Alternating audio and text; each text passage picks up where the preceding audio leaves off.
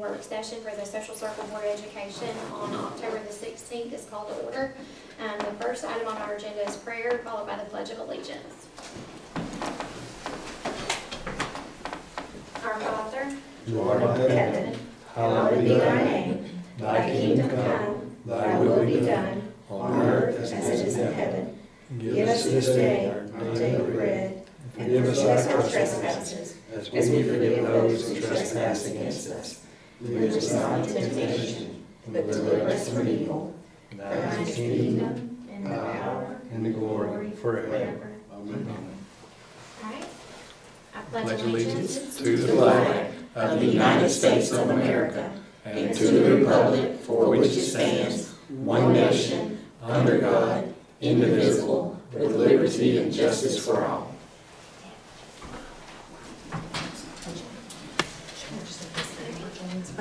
Next is the approval of the agenda. Dr. Brewer, do we have any changes to the agenda? We do not. All right. Do I have a motion to accept the agenda as presented? So moved. All right. Do I have a second? I second. Any discussion? All right. All those in favor, please signify by saying aye. Aye. Any opposed? All right. Motion carries unanimously. Next, we have the minutes from our September work session and September regular board meeting. Do I have a motion to approve those? So moved.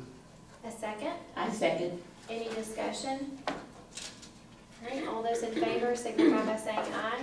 Aye. Any opposed, like sign? All right, the motion carries unanimously for the minutes. Next, we will have our superintendent's report. Dr. Brewer? Thank you, ma'am. We are really excited to share a few updates with you. Last week, I had the pleasure of attending the Governor's Workforce Summit, and it was an opportunity where the governor invited the superintendents from around the state, as well as industry leaders, Georgia Department of Education leaders, the university system leaders at the collegiate level as well as at the technical college level. And it was an opportunity for us to hear about the things that we need to be doing to continue to uniquely position ourselves here to continue to be successful as a state. And I'm really proud to report that a lot of the decisions that you all have made are already helping us to do a better job of this than some communities are doing. So I had an opportunity to speak with the state superintendent of schools, several of his staff members, and also industry leaders from several of the companies that are going to be joining our community in the near term. And we had opportunities to talk about some of the reform issues that we've been working on, some of our strategic improvements that I think other systems could learn from. We talked about some ways that we could use their continued help. And that we are working on getting an opportunity for them to come back out and see our schools and see the great things our kids are doing. And I'm also really looking forward to initiating several partnerships with some of the large companies that are going to be joining our community. So it was time well spent. We're doing great work. We're going to continue forward with this and make sure that we're doing a great job of preparing our kids for the workforce opportunities. They're right here in our community. Also, you may have received or heard about the Georgia Match program, and the Georgia Match is a very innovative program that the governor has started here in our state, where letters are going directly to seniors and their families, and the letters include the list of colleges, 2-year, 4-year technical colleges that students are eligible to attend based on their HOPE GPA. So there's a lot of information that's coordinated together from students' transcripts as well as working with the different colleges. There are 45 different participating colleges across the state, and so students received letters over fall break that indicated which colleges they were eligible to participate in. There's a QR code on the letter so that students or their families could hover over, and it took them straight out to the Georgia Student Finance Commission and their HOPE eligibility, and then there are links directly to the colleges. So they've done an awesome job of removing a lot of barriers and making sure that kids across the state hear about their college opportunities. here in Social Circle, because you dedicated additional funds to our college advisor and all of our additional mental health resources that we have available, we were having individual meetings with all of our students to make sure that they were aware of this information. But we certainly welcome any additional support that the state and that the governor is contributing to this, so we can make sure that all of our students are aware of their unique opportunities. We're going to spend some more time talking about this at the main meeting later this week.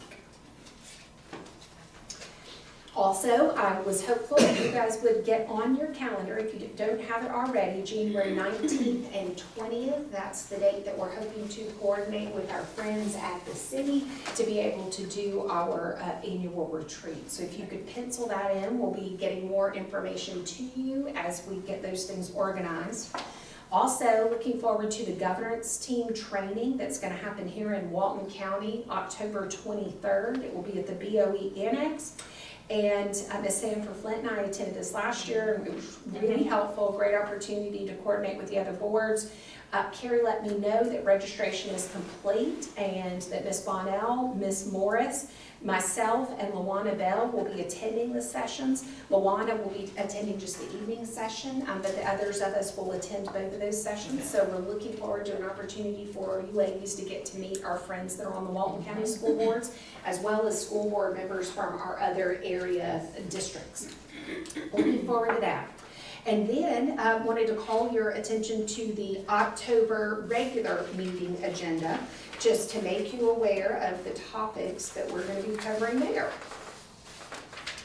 So our October regular meeting agenda, we are going to be spending time doing lots of celebrating. This is a great time to be in the Social Circle City Schools. We're celebrating Georgia Pre-K week from last week. This week we have all of our homecoming festivities, the Georgia Match program that I mentioned, our excellent graduation rate that we're so very proud of. We'll also be talking through the November 2nd work session that is canceled so that we can spend that date celebrating our Teachers of the Year. We will have special recognition at that meeting that will involve many of our students who did a great job on their advanced placement tests in May, acknowledging our principals, our custodians, and our transportation staff. Ms. Cross will be there to present financial information for us.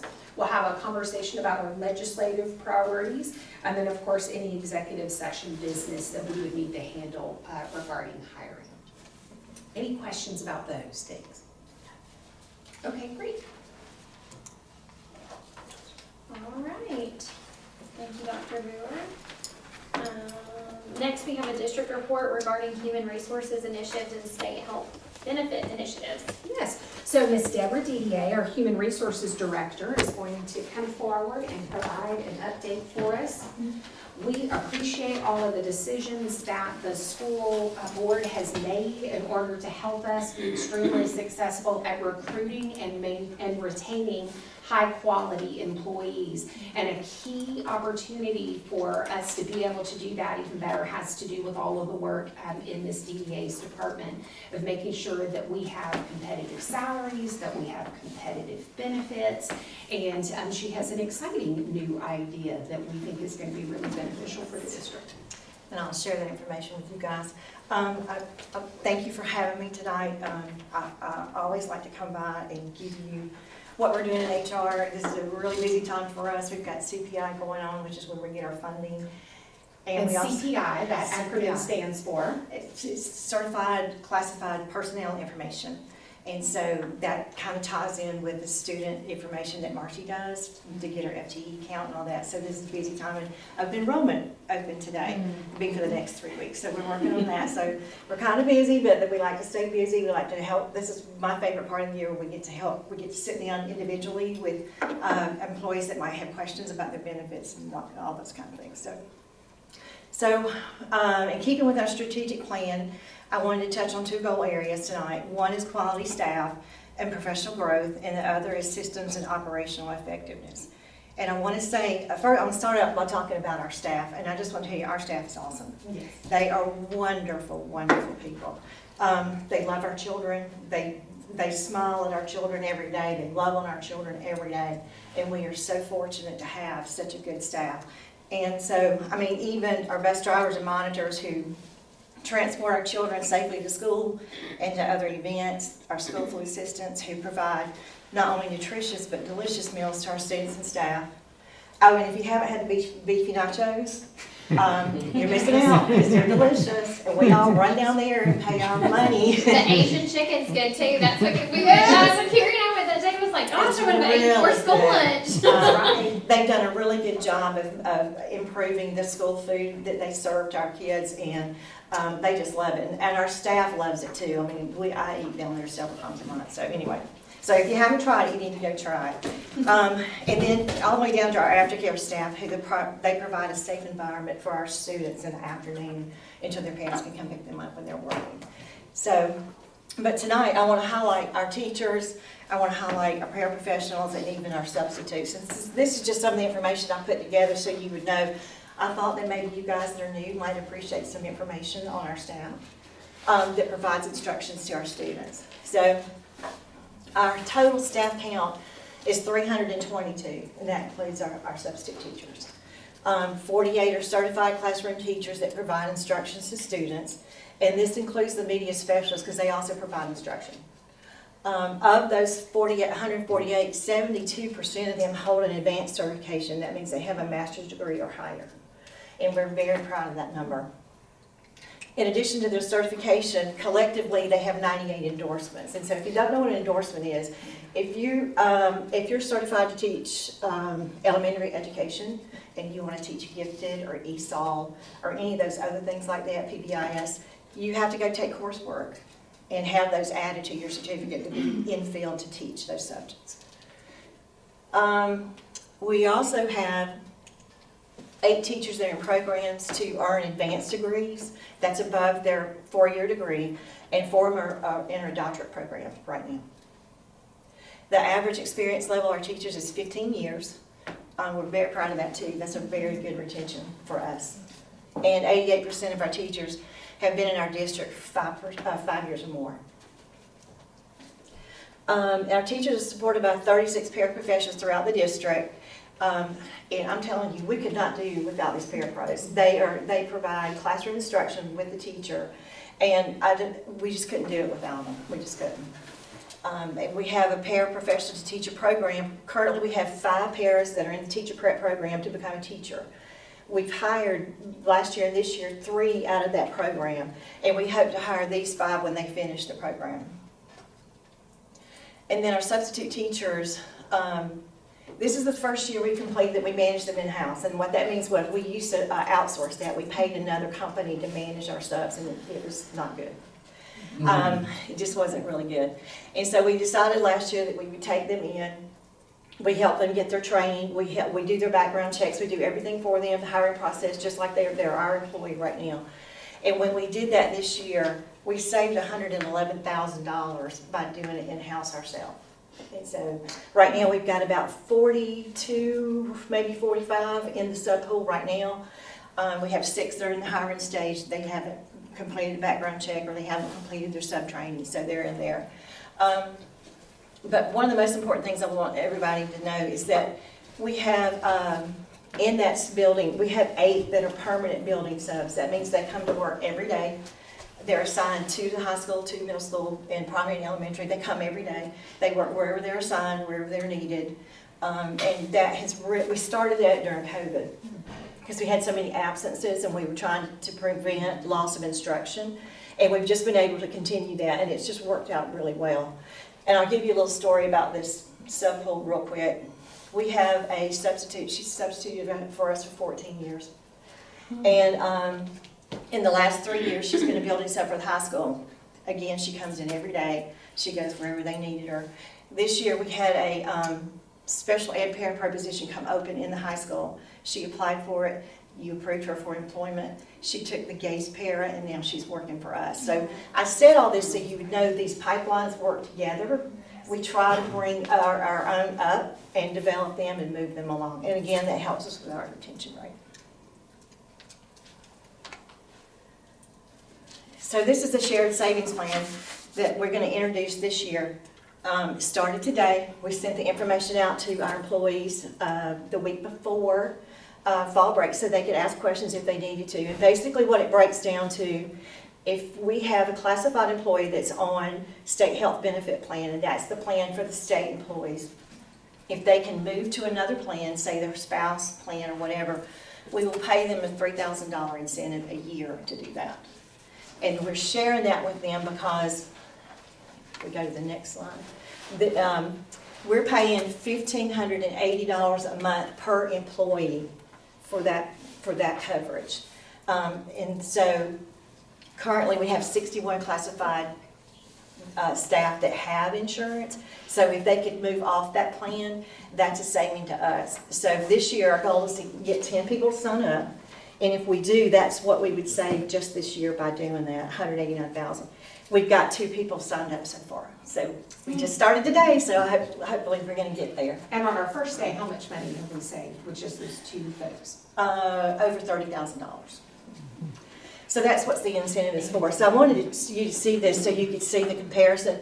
This is a certified teacher, 5 years experience. That's her salary. And could This you call would it be- out to us? It's a small number for. I'm sorry, can you bump it Let's a see little if bit? I can see it. I can, Can you see a little bit? There you go. You don't know. Um, And so this, I'm going to talk to you for a second about this. See, this is in YAS, but they can pull this up every month. And they can see, so you can see the salary's the same, monthly's the same, but see this number here? So if you, this is what it costs per employee, just because we have to pay that amount. And this is what it costs. We get this money back on teachers through CPI. The state gives us that money back, but they don't reimburse us for classified. So that's why this whole plan we put into place. I talked to Hall County. They've been doing it for several years. And I know they're larger than us by far, but they're saving millions of dollars by doing this. and I just want to understand, so it's not an incentive to not be covered, it's an incentive to swap to maybe like Right, a they can't spouse's. drop the coverage. They just have to transfer. Right, and That they makes can't sense. use, like Medicaid or any of those. It has to be a true insurance company, because they have to show us that they have enrolled with their spouse, or show us an insurance card so we can prove that they had insurance. We're not asking anybody not to. Okay. Now, if they have a qualifying event, if they get married, if their spouse loses their coverage or whatever, they can always come back. Okay. So it's not like they'll never not have coverage. This is just an option for us to save. So we're sharing that savings with our employees. So if we've got a classified employee that's married to a certified employee, if they will take the coverage on one plan, so we don't have to pay 2 of these, Got it. Okay. then we're sharing that $3,000 incentive with them for them to do that. Thank you for explaining that, the insurance is. And we have some folks who are in situations where their spouse doesn't work for us, and they have options for health coverage at their spouse's company of employment. And so if they consider that, and this works for them, and they fit into the criteria, then they too can get the additional $3,000 benefit. So like I said, all this information went out a week ago. We've got meetings scheduled this week and next week to go out to the schools and sit for a couple hours and have people come up and ask us questions. And Jamie and I are always available to go over it. So, but we're excited about it. We think it's going to be a good thing for us. And so I think that's all I had on that one. Whatever. So do y'all have any questions for me? 2 things I'd like for you to be able to point out that they may hear comments about in the community or when they're interacting with teachers. One has to do with YAS and the benefits of that YAS Okay. system. So YAS is a new system that we implemented in July. It's a financial and HR platform. We use it to do POs and that kind of thing. That's where it comes out financial. But employees can log into YAS. It's a one platform, so they have one password, one place to go. They can log in, they can see their check stubs, they can see W-2s. If they're going to be absent, they can go into the leave module of that, put in an absence, pick up a sub. All of those things are right there together. We like YAS because they wrote this program for the financial HR program that we use, that's provided by the state. So it works really well with that. And also, if we've got something that we want them to do, it's not quite working just right for us, they'll go in and tweak it. And when they tweak it, they share it with everybody that has YAS, not just us, because we ask them to, because all the enhancements, improvements. So we've had a little issues here and there. If there's something on employment applications that we wanted them to add to it, They'll add it, take it off, move it, but it's very user-friendly. If you want to fill out an application, you go to the link on our website, click on the left, and it takes you all through that. Then once y'all approve the people tonight, we go in and flip a little switch, it says hired, and it moves them to onboarding. And then they just go in and fill out their paperwork, and then once that's completed, we fingerprint them, get all that stuff done, and they're ready to go. So it's increased our efficiency as well as our transparency with employees about how they're Absolutely. paid and how much leave they have left. There are easy ways for them to check for that additional information, On which, their check stub, it'll show them how many leave days they've used in this period, how many they've used total, and how many they have left available. So that's been a good thing for them too. And like I said, it's a one-stop place. You just go right there and everything we need to do. We're gonna add electronic contracts this year. We've not used that module. And Nicole was talking about one more today that we were gonna implement too, but. even field trip requests that we were going to. be Right, looking field into, trips, all those so that y'all we can saw make it come more through. efficient. There's a module in there for that, and you just go in and fill it out, all the trip information, and then it has a workflow of who goes to next, to approve, and then it gets to transportation and everybody it needs to go to, so they can all get it on their calendar. But it's a one place for everybody to look at it. And we know that any time that we can save our teachers or our administrators or our clerical folks time, that means there's more time for them to be better at customer service with our students, with our other staff members, and with our parents. So I really appreciate how much time and energy your department has dedicated to saving so much money and making things so much more user-friendly for our staff. Another innovation that you've had this year had to do with improving those compliance Right, I metrics. forgot about Vector Solutions, thank you Yes. for reminding me of that. Sorry. So this year, we've moved to, we have to do compliance every year, it's mandatory. And so back in May, I started going through Vector Solutions, and this is free to us through GSBA. And so I went through and I picked out the ones that were mandatory, and we set up everybody to do the modules. We always release those the first day of pre-planning, and then we give them, about 6 weeks for everybody to go through them. Well, these were a little challenging because they were different. There were videos you had to watch, and you had to answer questions, and you had to pass a percentage. I think you had to do 80% or higher. So I got a little bit of rumbling about that. So we extended the day, and today was the deadline, so everybody's supposed to be done today. And but we extended it because we felt like this was a much better training than we've been doing in the past. And I told you, some of them were a little bit sad because they talked about suicide and recognizing those things. So, but all in all, I think it was a better training for our whole staff. And our partnership that we have with GSBA to provide insurance coverage, they really appreciate that they know that we provided the staff members this training. It helps us to get more And favorable also coverage. too, we did parapro training for our PL day, when we came back in September. We went in and I set up another group of modules for them about classroom management and those things that pertain to what they do every day. And so when all the teachers and staff had PL that day, the parapros had 5 more modules that they completed. So the parapros have actually completed 12 this year. So they're getting a lot of good training. That's it. Anything else? Ms. DDA, you did a great job. Thank you. for all of your Thank you. efforts to keep our Thank you. folks here and well-trained and happy. We appreciate it. Thank you, thank you. If you have any questions you think about later, just give me a call or shoot me an email. Thank you. Thank you. All right, next is the new business and action items. We have an action item to approve an overnight field trip pass for wrestling to Cleveland, Tennessee on December the 8th. Could we take all of their trips as one Yes. slate? Okay, so we have multiple trips for wrestling. So we have that one to Cleveland, Tennessee on December the 8th. We have another one to North Augusta, South Carolina on December the 21st. Another one for Vestavia Hills, Alabama on October the 27th. And keeps going. All right, another one to Franklin, Georgia on January 19th. Another one to Macon, Georgia on February 14th. And that will all be for wrestling. So 1, 2, 3, 4, 5 total. Do I have a motion to approve these field trips as presented? So moved. Do I have a second? I second. All right, any discussion? All right, all those in favor signify by saying aye. Aye. Any opposed, same response. All right, motion carries unanimously. We have another action item to approve an overnight trip for the middle school beta club to Savannah on November the 27th. Do I have a motion to approve? So moved. All right, do I have a second? I second. All right, any questions? All right, all those in favor signify by saying aye. Aye. Anyone opposed, same sign. All right, motion carries unanimously. Do I have a motion to exit the regular session and enter to executive session to discuss personnel? So moved. Do I have a second? I second. All those in favor? Aye. Any opposed? All right, motion passes. We will go to executive session. All right, do I have a motion to exit the executive session and re-enter the regular meeting? So moved. Do you have a second? I second. All right, any discussion? All right, all opposed signify by saying aye.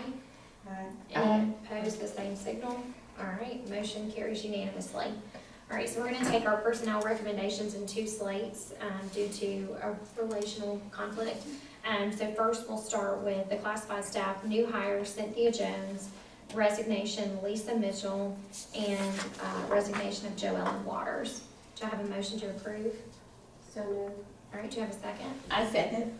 All right, all those in favor, do we have any discussion?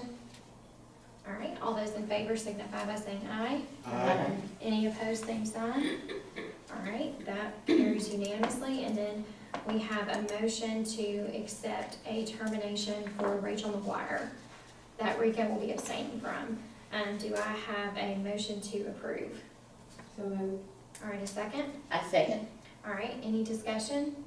All right, all those in favor signify by saying aye. Aye. Any opposed, same sign. All right, motion carries unanimously. With one. With one, yes, with Rico's conflict. All right, do I have a motion to adjourn our meeting? So moved. All right, do I have a second? I second. Any discussion? All right, all those in favor signify by saying aye. Aye. Opposed, like signal. All right, motion carries unanimously, meeting is adjourned. Do you have those?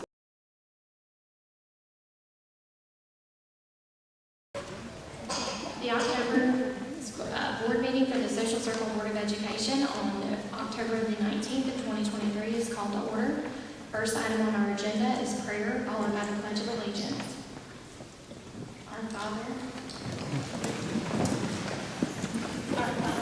who art in heaven, hallowed be thy name.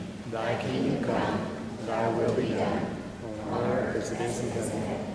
Give us this day our daily bread, and forgive us our trespasses, as we forgive those who trespass against us. And lead us not into temptation, but deliver us from evil.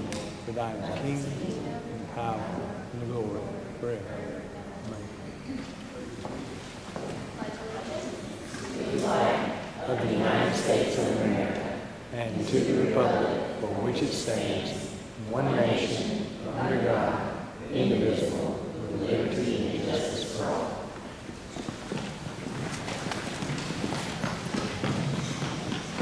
next is the approval of the agenda. Dr. Brewer, are there any changes to our agenda? No, ma'am. All right, do I have a motion to accept the agenda as presented? Do I have a second? I second. Any discussion? All right, all those in favor, please say aye. Aye. Any opposed, say aye. Motion carries unanimously. Next, we have the board comments. I just want to thank you all for coming. We can't wait for student recognition, and y'all are welcome anytime. We'd love for you to come back. Next, we'll have our superintendent's report. I wanted to make sure to thank everyone on the board who continues to listen to our community members when they tell us how much they like fall break.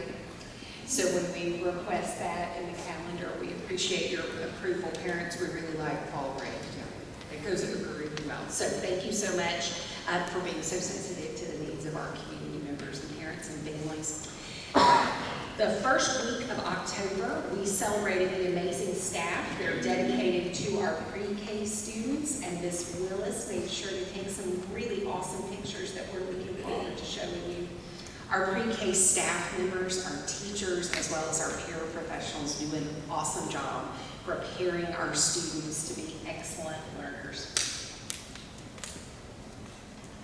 And this week, we're having homecoming week. I know that you've heard a lot about that. We've already had lots of great things going on throughout the week, a wonderful parade, and we are looking forward to the homecoming tailgate.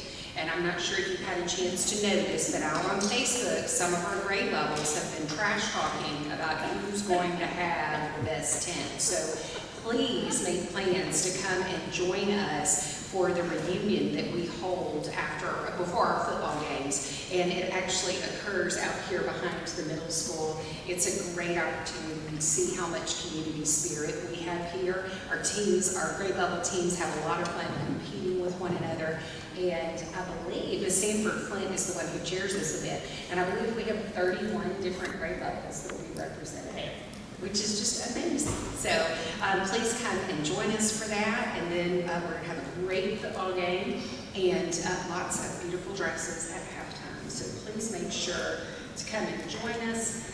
We will be playing Jasper County. And then our cheerleading team hosts a dance on Saturday evening here at the high school.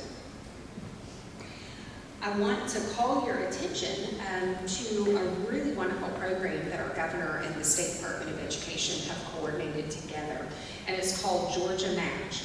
And this program is an opportunity for all of the public school and private school seniors across the state to receive a letter that includes information from all of the colleges that their grades would allow them to be eligible to attend here in the state. So students receive a letter, and on the letter there's a QR code where they can click and go directly to the Georgia Student Finance Commission page that links to their account, and then they're directly linked to the colleges here in the state of Georgia that they're eligible to attend. So our governor has really made it a point in working along with the state superintendent of schools to try to break down any sort of barrier that our students may experience to being able to go and get additional training after high school. So if you have a senior and you are lucky enough to receive those, you have an opportunity to see a long list of schools that your child's eligible to attend. We're really blessed here in Social Circle that this school board has long been dedicated to making sure that we're preparing students for the next step. No one graduates from Social Circle without having a plan. And so we're fortunate to have additional staff members that many schools don't have that focus on this prospect and really make sure that every child gets the individual care and support that they need in order to know about their college and career opportunities. That's another great thing for us to thank this board about. They've made some courageous decisions about the ways that we spend money, making sure that we are going to be able to ensure that every child has a plan. And we have lots of great plans that we're excited to tell you all about. We're looking forward to student recognition so we can honor some of our especially hardworking kids and families in just a few minutes. But the Georgia Match program is going to be a great opportunity for our students and other students across the state to be able to know more about their opportunities post-high school. We've been doing a great job with that, but I'm really excited for the kids in the other schools to be able to have access to that information too. Next, we are really proud about our graduation rate. And our graduation rate for the last school year is 95.3, which is amazing. That puts us in the top 22% of all of the schools across the state of Georgia. The state of Georgia average is something to really be proud of, which is 84.4%. But it's the choices that our teachers at all levels, from our pre-K classrooms all the way through our high school classrooms, as well as the support mental health personnel that we have in our buildings, and then also the choices that the board makes about how we staff our buildings and how we work hard to make sure that we're recruiting and retaining excellent teachers. This all makes a difference, and that's one of the reasons that when you ask our students, what's the best thing about Social Circle, they say that it's small and we know one another and our teachers treat us like family. And when you ask them what the worst thing is about Social Circle, they'll say it's small and we're all in each other's business. But it's a beautiful thing for a child to not have to feel like they're anonymous, and that's one of the things that's really special about here at the Social Circle. And I believe that that's part of the key to our success, about being able to really make sure that everybody graduates with a plan. For those few students that did not graduate on time, I promise you that Mr. Armstrong, our high school principal, and his team, they know who those children are. They were following up with them all throughout the summer to be able to make sure that they did get to a place so that they had a plan. So if their plan didn't work out exactly on time in 4 years, that's okay, but we're going to make sure that you have the staff and the support that you need to make it happen. So thank you so much, Mr. Armstrong and your team and all of our other principals and staff members for helping us to make this really important milestone happen. We want to make sure that everybody is aware. We, during this school year, have started having work session meetings where the board meets and has conversations that the public is welcome to attend 1 week, typically before we have a school board meeting, our more formal meeting where we do our student recognition. And during the month of November, we are going to, instead of having a meeting, we are going to celebrate our teachers and our support staff members who have been selected by their schools as the teacher of the year. So while we won't have our typical work session meeting, we will be getting together and having another great celebration. So we're looking forward to that, but we don't want anyone to be surprised that we're not having that work session meeting. Thank you, Dr. Brewer. Next on our agenda is the public recognition. We did not have anyone participating in this evening's meeting, so we'll move on to the special recognition portion of our meeting. I'll ask Dr. Brewer to introduce the students who are being celebrated.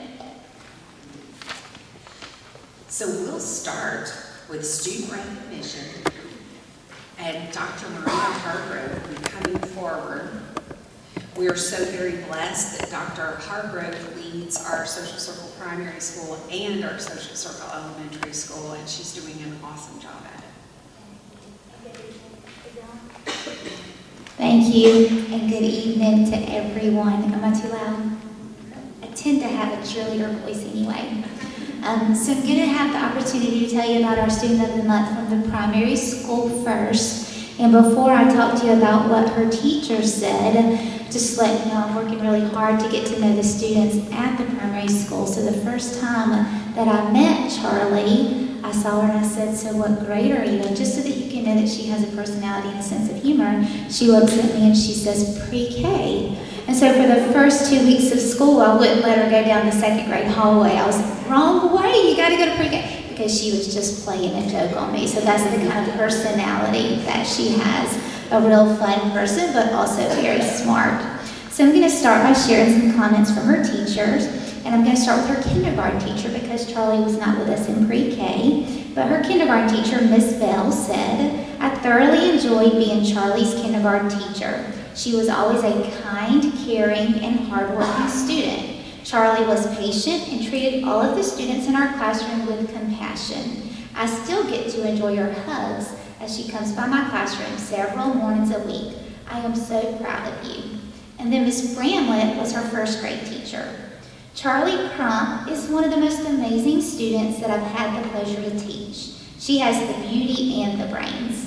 She is a role model to her peers, but very humble. Charlie is compassionate about everything she's involved in. Students aspire to be like Charlie Crump, and I am honored to have taught her. Congratulations. And then this year, she has the pleasure of having Miss Atha as her second grade teacher. And Miss Atha wrote, "Charlie is a joy to teach and an excellent leader in our classroom. She leads by example with empathy and compassion. She understands what it means to be a star, and she consistently exhibits that star trait. Safe, responsible, maintaining a positive attitude, and respectful. Charlie does an excellent job communicating with her peers and adults in a respectful and thoughtful way. Charlie sets goals for herself and always pushes herself to reach them. I am so proud of Charlie and her contributions to our classroom and our school. Keep on shining, Charlie. We're super proud of you." At this time, will y'all help me by giving Miss Charlie Crump a round of applause. And Charlie, you can come forward.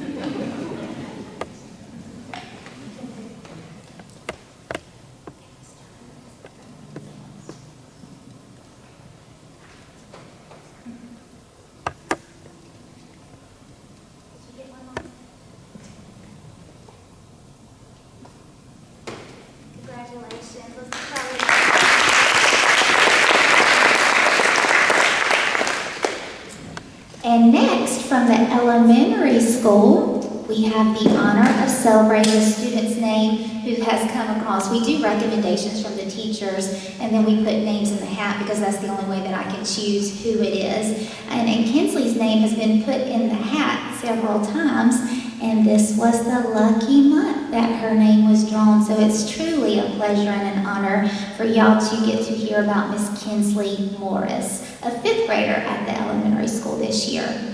I'm going to start by sharing comments from Miss Mayfield, your 3rd grade teacher. Kinsley is a champ every day. She treats her classmates and teachers with kindness and respect. Kinsley is a hard worker who does her best at school each and every day. And then Miss Archer, 4th grade teacher. Kinsley demonstrates champ behavior daily in the classroom. She is always choosing the most honest way to do things. Honesty is a huge character attribute that we work on a lot at the school. And then 5th grade, she has Miss Jackson and Miss Lee. Miss Jackson wrote, and this doesn't surprise me at all, Kinsley is motivated to learn. She accepts challenges. My favorite memory of Kinsley was when I introduced the lesson on finding volume for composed figures. After I modeled one example, Kinsley was ready to teach the rest of the class. Kinsley is respectful, sweet, and trustworthy. She is simply a champ. It's a joy to teach Kinsley. And then Miss Lee. It is a joy to teach Kinsley each day. She always strives for excellence and displays champ behavior daily. She is always willing to help others with her caring personality. Kinsley Morris is an excellent choice for Student of the Month. Congratulations, Kinsley. At this time, will y'all help me by giving Miss Kinsley Morris a round of applause?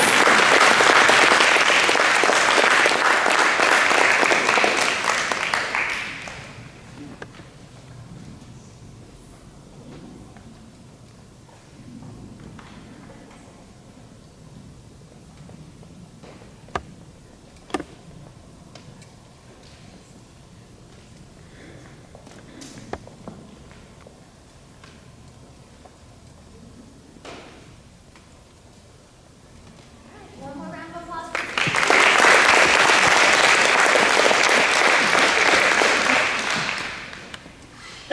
And next, we have Dr. Ryan Clark, who's going to come and share about one of his awesome middle school students. Good evening, everyone. Tonight I have the privilege of honoring one of our star students at the middle school, Miss Lainey Spell. Has been a phenomenal leader both in 6th grade and now in 7th grade. So at this time, I'll just read some words of why Lainey's teacher selected her as our star student of the month.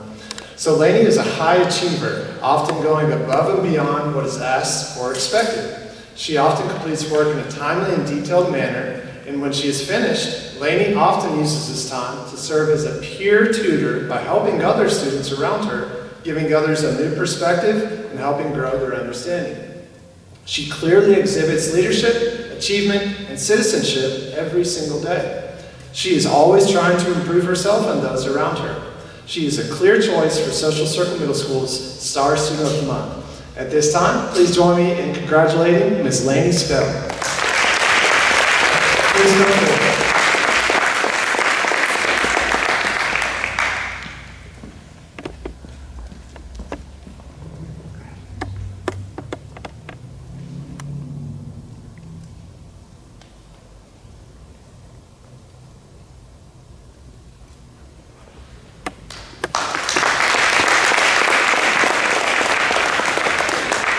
And next, we have Mr. Tim Armstrong, who's going to celebrate one of his high school students, and he has several other great high school students that he's going to brag about. So he's going to stay up for a few moments. This one student of the month for the high school is not only an AP student who's taken 4 AP classes and another one this year along with 2 dual enrollments. He's currently an AP scholar, a dual sport athlete, and a leader in the classroom and on the field of competition. I asked a couple of his teachers if they could give me a few comments, and here's what one of them said. This young man is one of the kids that's just the best all around. He's respectful, intelligent, mature, and athletic. When I taught him in chemistry, he would get finished with his work, sit in class and work out physics problems that were in there. He excels at everything he does. He will encourage other students to also excel in their class both academically and behaviorally. The future is bright for this young man. One of his coaches said, he leads our team by example, always giving his best effort on the field, the weight room, and in the classroom. He is a competitor who never quits. I love watching him practice, prepare, and compete. Another one of his coaches said, this young man is one of the hardest working people I've coached in all my years. His desire to achieve greatness motivates him to do more than others. Honestly, sometimes I don't even see how he's able to accomplish what he does while balancing all the things he's involved in, from academics, multiple sports, and the extra work he puts in behind the scenes that many don't see. But he gets it done. He doesn't brag or boast saying, look at what I'm doing. He just goes about his work, doing the extra work, not trying to impress others, but because he desires to achieve greatness within the goals he sets for himself. He's a leader for others to follow. He's motivated to be the best at everything he does for a competitive spirit second to none. I don't know what he'll end up doing in the future, but I can guarantee you he'll be on the top. This one came from one of his teachers who actually knew him in middle school and got a chance to teach him again. She said, I started off at the middle school here and I had this young man my first year. He stood out to me for many reasons, but one in particular always holds a special place in my heart. I can see him smiling and rolling his eyes now as I've told the story several times. But the year I first met him, my youngest was in pre-K, and every afternoon, the pre-K students would get off the bus and they would have to fight through the massive amounts of middle school students to get to their parents' room. And my little one was one of them. Glancing up the hall, I saw this particular day my child was trying to get down to me, but she couldn't get through the throng of students, and she looked scared. As I started to walk out to her, this young man came to save the day. He stuck his arm out, placed his hand against the wall, and made a bridge so my student could walk all the way down to me. That touched my heart so much I had to talk to his teacher and his parents. He's always been that type of young man. Anyone who shows that type of care and compassion deserves to be recognized as a student of the month. And I'll say just a little bit about him. Last year at the high school, we started an adaptive PE program. The adaptive PE program is where our mild and moderate students get to work with our general education students every day. This young man was a large part of that inaugural class. He's actually in his second year with them. And to be able to watch him work with those students day in and day out in the classroom and then go to the Special Olympics has been a huge treat to me, and really is who he is. So I'd love to introduce you to our Student of the Month, also known as the starting quarterback for tomorrow night's game, Mr. Sean Cruz.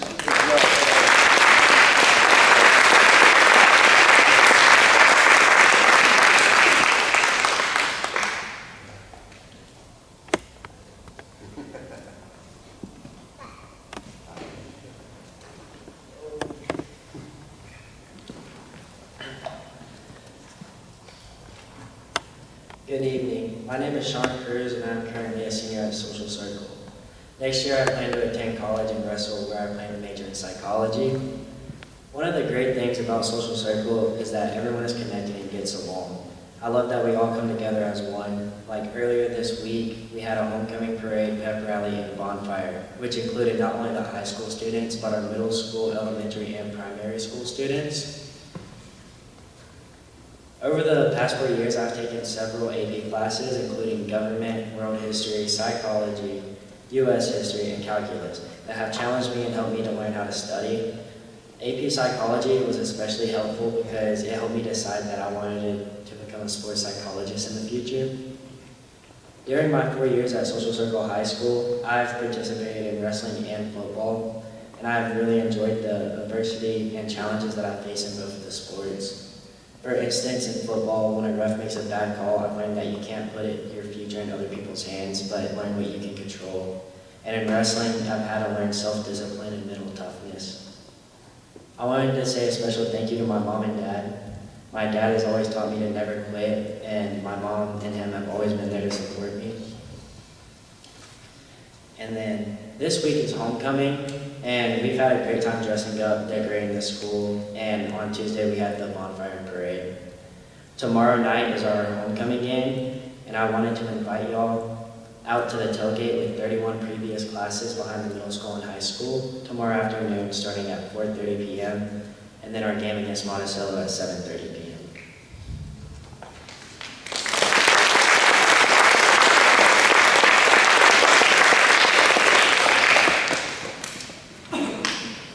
I want to take a few more minutes of your time. Each year at Social Circle High School, we partner with the College Board and we offer what's called advanced placement classes. The advanced placement program, or AP as it's better known, enables willing and academically prepared students to pursue college-level studies while still in high school. The AP program develops college-level courses that high schools can choose to offer and corresponding AP exams that are administered once a year in May. These AP courses are in 7 subject categories, and the AP course is modeled in comparison or comparability to an introductory course. So for instance, we teach AP Psychology, AP Calculus, AP Biology. It's your freshman level AP course. Students who do well on those courses can earn college credit. Usually students who are scored on a 1 through 5 scale, students who earn a 3, 4, or 5 oftentimes earn college credit. At minimum, it allows the students to learn how to study and work at a higher rigor in high school. So it's my privilege tonight. Many of these kids could not make it because they are also have multiple commitments from the athletic field. We had volleyball and softball playoffs this week, and then we are preparing for homecoming tomorrow night. Many of them work. But I wanted to recognize them, even those who weren't here tonight, to recognize them just for a few minutes for the hard work they have put in. So the following students scored a 3 or greater in the World History exam: Tyler Dalton, Savannah Frazier, Preston Guy, Trey Catham, River Kirkley, Gary Knapp, Sawyer Parr, Cambry Singleton, Aubrey Wirtz, Michael Westbrick, and Megan Young. So if you guys are here, come on up.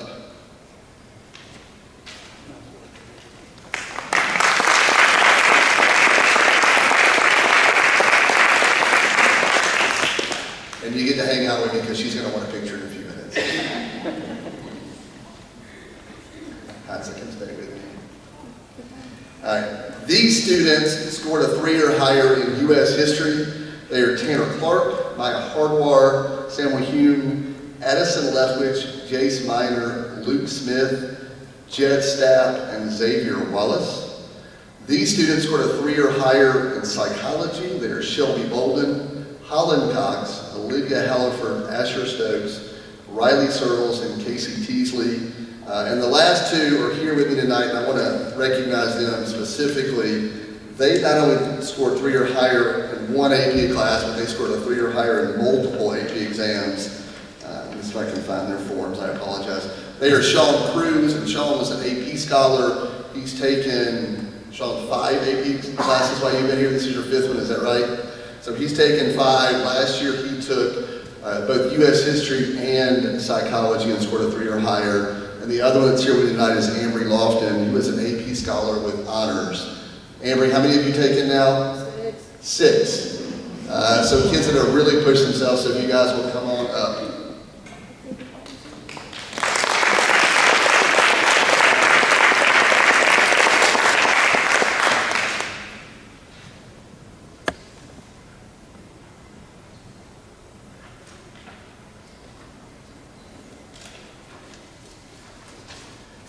I'll do one more list and then I'll let these guys go. We had a list of students that I did not invite tonight. That's because they are not here in the circle anymore. These were students who were part of the class of 2023. I didn't want to leave them off, but they have moved on to college in most cases. Kaylee Calloway for English Literature and Composition, Alyssa Collins for Biology, English Literature and Composition, Leanna Gurley for Biology, Jackson Hicks for Biology and English and Literature Composition, Kellen Joyner for Biology, Calculus AB, and English Literature and Composition, Jamie Jones for English Literature and Composition, Emma Kyle for Biology, Nevaeh Ragsdale for Biology and English Literature and Composition, Madison Wirtz for English Literature and Composition, and Ryan Zapatka for English Literature and Composition. In total, just a great group of kids that are really pushing themselves to excel to the highest level. So if you will help me give them one more round of applause.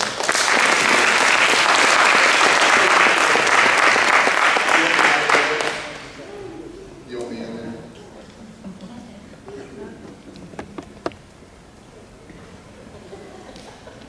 Thank you, Dr. Brewer. I think I'm done.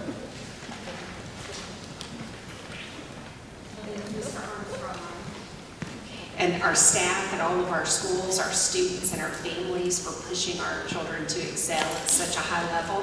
We know that those seniors that graduated last year and are at college this year, that they're doing well.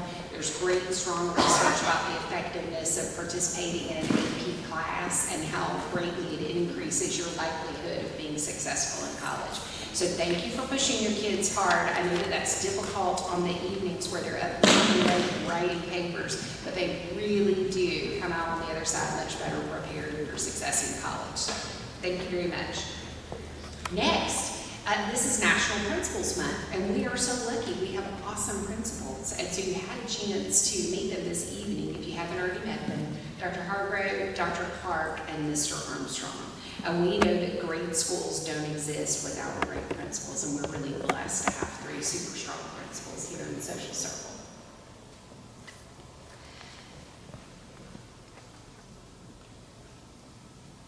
We also recognize during this month our custodial staff members. Our custodial staff members, we work with a contracting company, and so we're very blessed that many of the people who work for the contracting company live here in our community and take a lot of pride in our schools. And we know that it's really difficult for teachers to teach and for kids to learn if the buildings aren't nice and clean. We appreciate them very much. And it's also bus driver appreciation during October. I won't ever forget one of the beautiful things about COVID was that we had the opportunity to deliver meals to our students. And so we employed many of our bus drivers during the summer to help do food deliveries. And every bus that I got on, the children were so excited. They were more excited about seeing the bus driver than they were about the food. And the bus drivers could tell me about the stories of the families at each stop. And I would just spend the whole time crying because we're just so blessed that everybody in this organization appreciates how important it is to know our kids and to love our students and to understand how lucky we are to be in this unique, beautiful place. So our bus drivers are the students' first experience with school each and every day, and their last experience before we turn them back over to you. So we know that their work to make sure that your children feel loved and appreciated, and also to keep them safe, is really, really an important part of our work. We appreciate them very much. All right, at this time, we will have a short break before we enter the business portion of our meeting.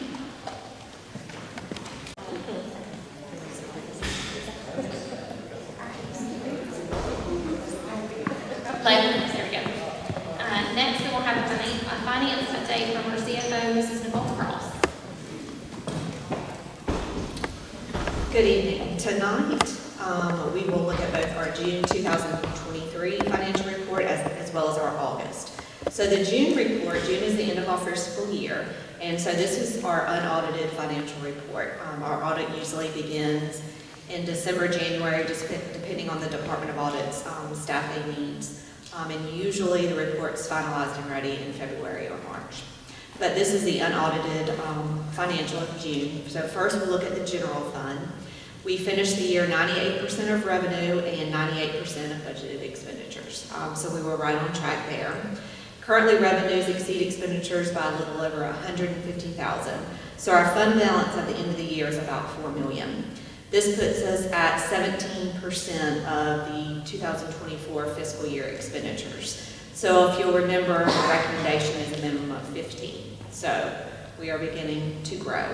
Last year, coming right out of COVID, our CARES money for the general emergency expenses were gone. So last year was just kind of a year we knew we were going to be tight, and it was going to be a pretty even year, and it did.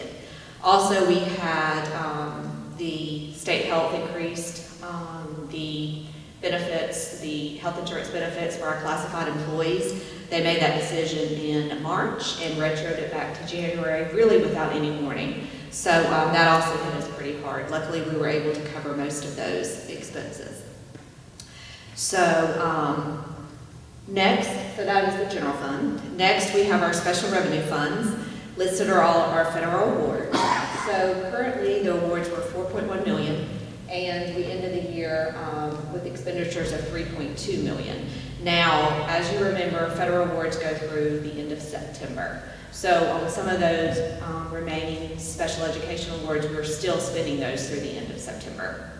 So either they will be fully spent, or we also are allowed for carryover on some of those. Next, we have our school food service fund.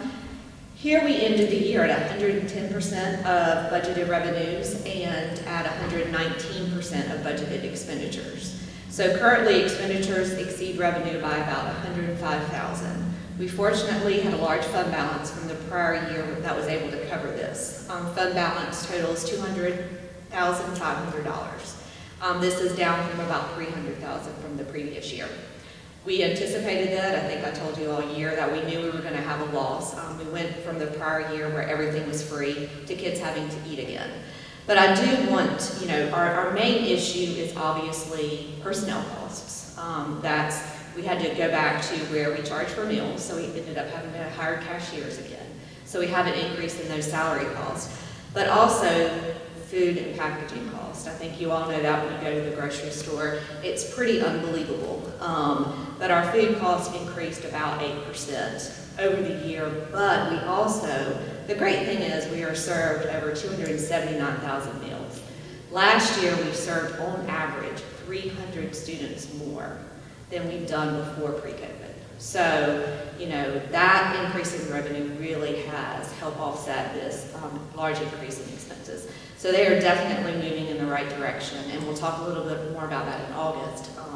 But that really helped offset some of the costs. So, that's another area, we've done what we've asked. They've increased participation. And I think the next thing is, we're doing what we can, looking for grants, getting innovative with how we purchase our food. And so I think that's really going to help the cost for this year. Lastly, we have our SPLOS fund. SPLOS collections received in June were for $218,000 from Walton County. This is about an increase of 2% from the prior year. And in Newton County was about $2,800, and this was about a year-over-year even increase. So as you can see, which we kind of anticipated, we were seeing 12% increases year over year in our SPLOS, and now they're kind of even and down. We anticipate them to be probably even with prior year, maybe in a few little dips in the next couple of months. I think this is a point in the economy where people are starting to kind of worry, and up until now, they've been spending, but now I think in this economy, everyone's just taking a little bit of pause. So I do think we're going to see those sales tax collections dip a little bit, but still, from 2 years ago, significantly higher.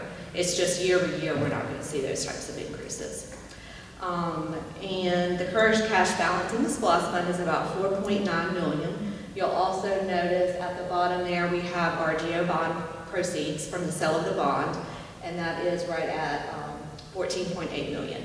As we start beginning construction, we'll also have a report on those construction costs, the use of the bond, the use of SPLOS funds. And so that'll probably start in January when the construction really starts. And then lastly, we have our quarterly update on our school activity accounts. Total school activity account revenue for last fiscal year was $828,000, and expenditures totaled $814,000. Are there any questions about the June financial report? I'll let you go ahead and approve this one before we move on to August. Yes, ma'am. Do I have a motion to approve the financial report from June as presented? Do I have a second? I second. Any discussion? All right, all those in favor, signify by saying aye. Aye. Any opposed? All right, motion carries unanimously.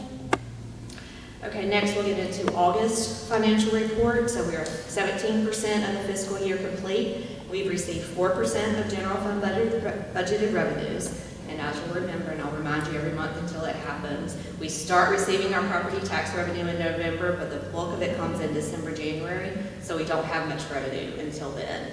Our intergovernmental revenue from Newton and Walton comes in February, March. So most of our revenue until that time is pretty low.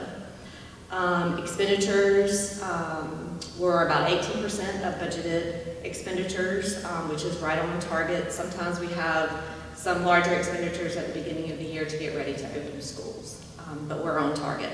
So as you can see, expenditures exceed revenue by a little over $3.3 million.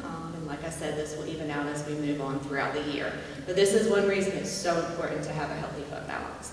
This helps us through those months until we have our tax revenue coming in. And so that's why I focus so much on making sure we can save a little bit every year.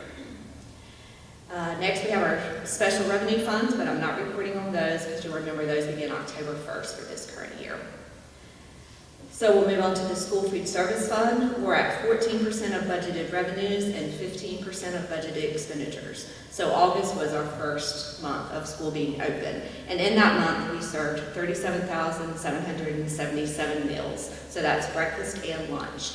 So this, if I compare it to August of the prior year, and there's only one day extra in this month this year than the prior year, we are serving about 348 meals more per day. So it really is phenomenal what the staff is doing. If I encourage you, drop by anytime, come have lunch, any of our schools. They're putting a lot of time and effort in making sure our meals taste good. You know, they're doing experiments right now on how to cook raw chicken instead of getting the frozen chicken, because it really does taste rubbery. And they want the kids to enjoy it. So they really are taking great effort. So please come out anytime, enjoy a meal at any of our schools. They're doing a superb job. Encumbrances for the school food service fund are about $5,600 this month. Next, we'll move to our SPLOST fund. SPLOST collections in August were $223,000 from Walton County. This is about a 9% increase from the prior year. And $2,700 from Newton County. Once again, this is about an even year over year. Encumbrances for the SPLOST fund total about $234,000. And as I said, I'll start reporting on the new elementary school expenses as we start construction. Right now, we do have some architecture, design, those type of expenses, but that's all we have right now in that fund. Encumbrances, anyway, so that's it. Are there any questions about the August report? All right, do I have a motion to approve the August financials as presented? Do I have a second? I second. Any discussion? All right, all those in favor signify by saying aye. Aye. Opposed, like sign. All right, passes unanimously. Thank you, Nicole. All right, you're welcome. And Freshway will have an update next month. Mike is working on finalizing those numbers for August. We had a little mix up a couple months ago with who got what month, so we're getting all that worked out, but we'll get that for you next month. Thank you so much. At this time, I will ask Dr. Brewer to share the district's 2024 legislative priorities. Ms. Willis is pulling those up on the screen for you.